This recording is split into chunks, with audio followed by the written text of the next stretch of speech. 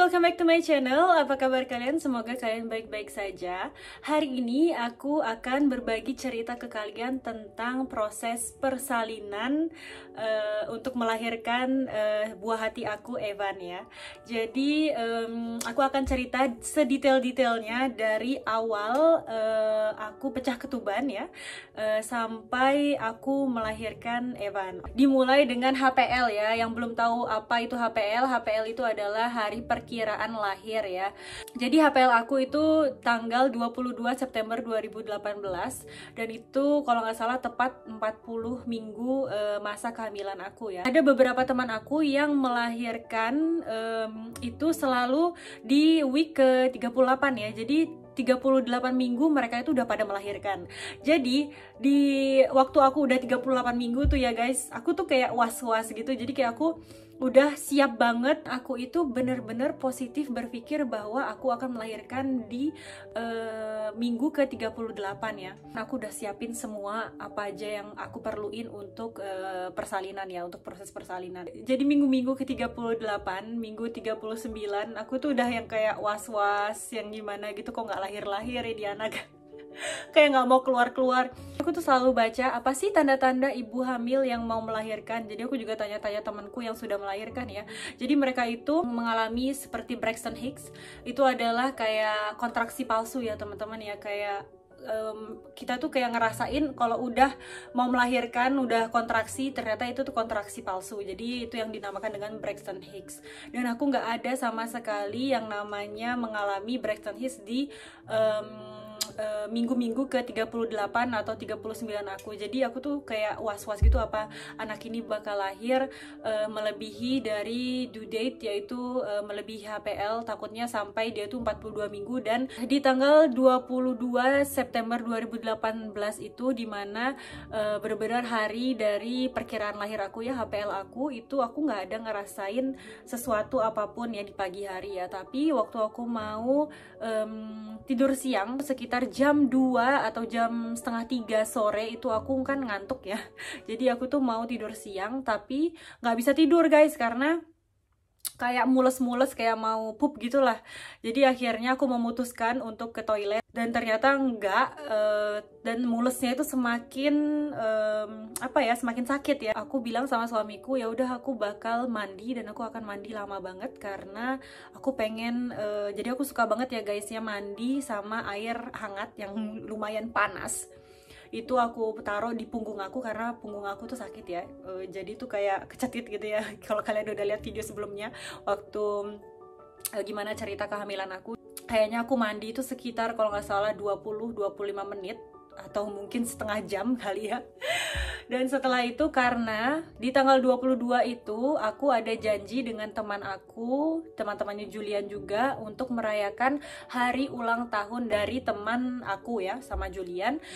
Jadi aku bilang sama Julian, ya udah sekalian aja deh aku make upan gitu ya. Karena aku tahu bahwa aku akan pergi ke ulang tahunnya itu, tapi aku bakal nggak stay lama karena dengan masalah punggung aku, jadi aku tuh nggak bisa duduk lama-lama ya guys ya. Jadi aku tuh kalau misalnya ke restoran atau diundang sama temannya itu maksimum 30 menit itu udah bener-bener maksimum aku bisa duduk di kursi di restoran. Jadi aku bilang sama dia, ya udah aku sekalian siap-siap. Jadi aku tuh make upan ya guys ya. Dan waktu aku make upan itu tuh kayak pikiran aku itu kayak nggak jelas gitu. Jadi aku tuh make upan, jadi berdiri ya, aku make upan tuh berdiri karena lantai lantai ubin, lantai keramik aku tuh dingin ya. Jadi aku tuh pakai kayak keset itulah, apa ya bahasa Indonesianya ya, itulah keset. Aku nggak tahu bahasa Indonesianya. Aku pakein keset karena kaki aku dingin ya. Terus aku make upan gitu di depan cermin biasa aja. Terus kayak otak aku tuh nggak sinkron. Kayak aku tuh berpikir bahwa ada sesuatu yang keluar dari itu ya. Kayak ada air gitu, kayak pipis. Tapi masa sih aku pipis? Jadi aku tuh masih lanjut make upan. Terus waktu aku selesai make upan, itu tuh aku baru nyadar kalau keset itu, kan keset aku tuh warna putih ya. Jadi tuh kayak ijo-ijo gimana gitu, aku langsung yang, apa ini? Aku ngelihat di, apa sih namanya, di paha aku itu udah airnya itu ngalir gitu ya. Apaan ini? Aku langsung bilang, baby, baby. Jadi aku tuh masih di depan kaca di kamar mandi dan aku teriak-teriak manggil manggil suami aku ya. Aku kan bilang, baby, baby, kamu bisa nggak kesini? Aku bilang gitu kan. Dan guys, suami aku tuh lagi main Mobile Legend ya. Aku tuh manggil-manggil dia, baby, baby, bisa nggak kamu datang ke sini? Karena aku tuh nggak precise, apa sih, nggak jelas gitu. Aku manggil karena apa? Karena aku juga shock. Aku nggak tahu juga kalau misalnya ini air ketuban atau bukan, karena setahu aku air ketuban tuh kayak pipis ya, kayak di film-film gitu, kayak pipis warna putih gitu kan. Aku tuh bener-bener takut banget itu apa. Jadi tuh guys, warnanya itu bener-bener kayak hijau lumut gitu dong. Bener-bener gitu ya. Terus aku panggil lagi kedua kalinya, kamu bisa gak sih datang ke sini sekarang?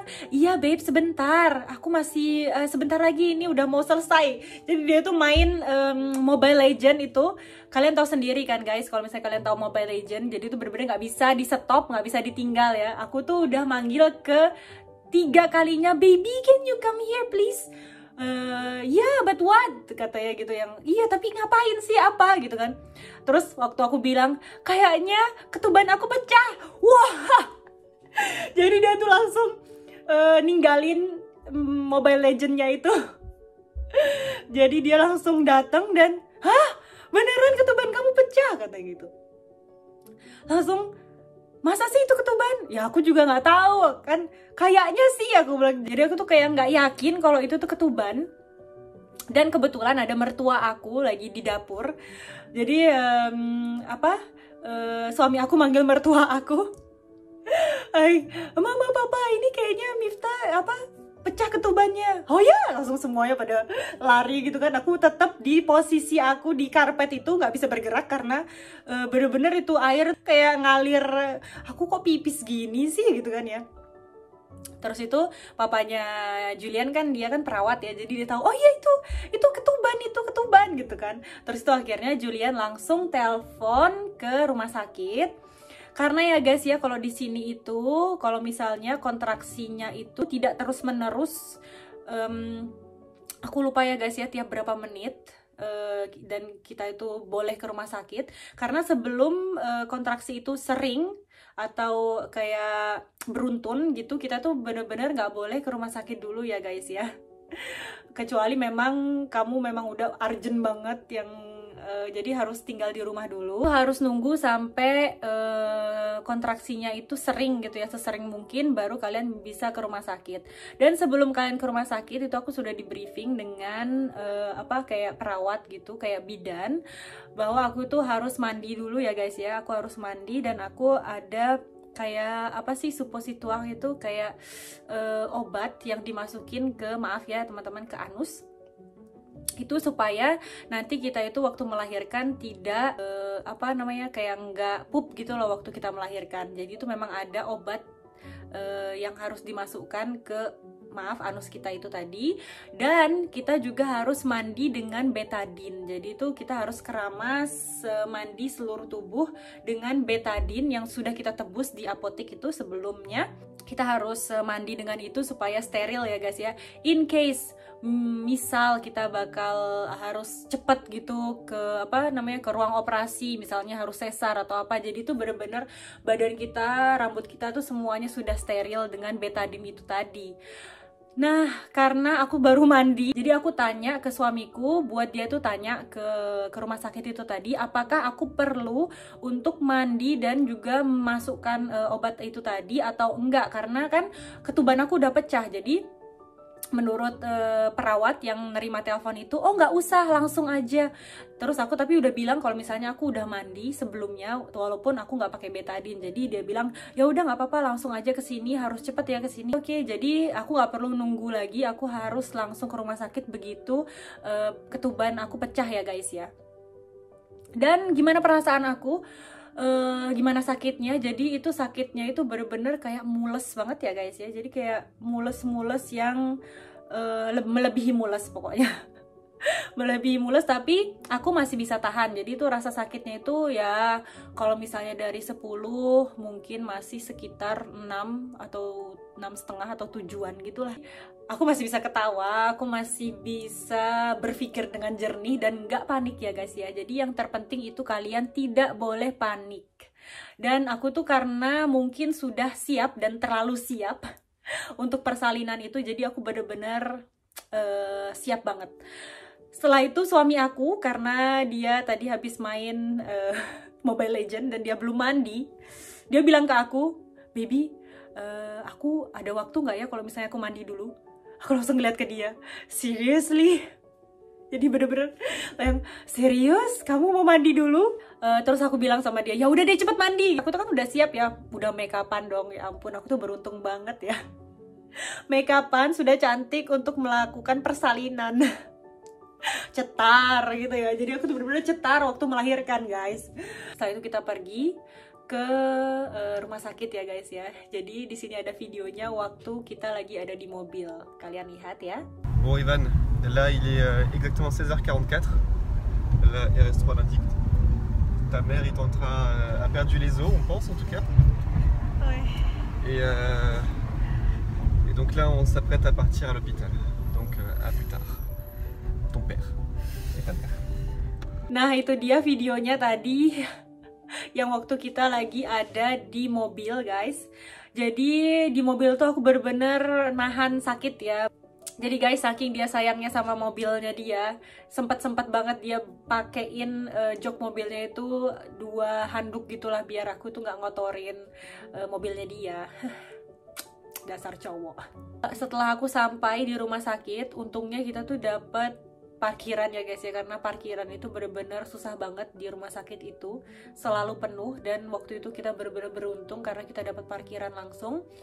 Tapi aku harus jalan sekitar 300 meter kali ya, 300 meter, 200 meter ke UGD itu ya guys ya. Jadi sebelum HPL itu guys ya, jadi aku tuh sudah ada briefing dengan suster perawat di rumah sakit itu. Jadi briefingnya itu kemana kita harus pergi, kemana kita harus menuju. Jadi kita tuh nggak nanya-nanya lagi di mana ini, di mana itu guys ya. Jadi aku sudah tahu jalan di mana aku harus ke tempat persalinan itu ya guys ya. Jadi semua sudah di briefing dan kita langsung ke ruang bersalin.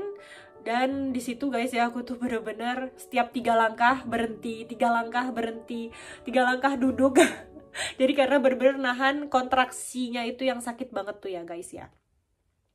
Lumayan sakit banget. Dan waktu aku sampai itu langsung ya disambut sama susternya itu, dan kita bilang bahwa aku tuh sudah pecah ketuban. Jadi aku langsung ditanganin, langsung masuk ke ruangan. Di situ jadi ada monitornya gitu ya guys ya. Kayak berapa sih kontraksi, kayak pengukuran kontraksinya gitulah, aku nggak tahu juga istilahnya apa. Jadi susternya itu langsung ngecek aku bukaan berapa, dan ternyata aku sudah bukaan 3. Jadi bener-bener cepet banget guys ya. Jadi aku udah bukaan 3. Room number 1, chambre numéro 1. Comme c'est like this, ça peut être. Il y a pas mal de contractions. Ah, ça fait pas mal, hein? C'est tranquille. C'est mal. C'est tranquille. C'est mal. Ah bébé. J'ai hâte. J'ai hâte pour rencontrer mon bébé. J'ai hâte de rencontrer mon bébé. De rencontrer